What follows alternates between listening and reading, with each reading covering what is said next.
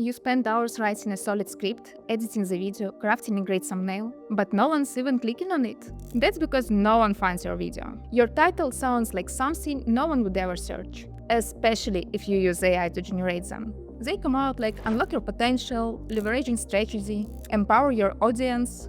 No one types it into search. If you want your video to show up in search, write like real people talk. Simple words, like you're in 6th grade. Let's say you want to figure out how to save time using AI. How would you search for it? Would you type leveraging modern AI workflows for scale? Nope.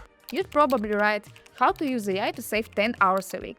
Or maybe wondering why some startups succeed and others fail? Would you type the psychology behind startup growth? Or more like why some startups grow and others don't?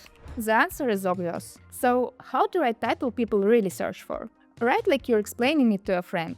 Use clear formats. How to, why, what to do if. Skip fancy words. They hurt more than help. And always, search your title on YouTube first. See what comes up. If nothing, that means no one using these words. And no one will find your video either. Don't write titles to sound smart. Write them to be found. Check my other video if you want to learn how to make people want to click on your video. Thank you for watching.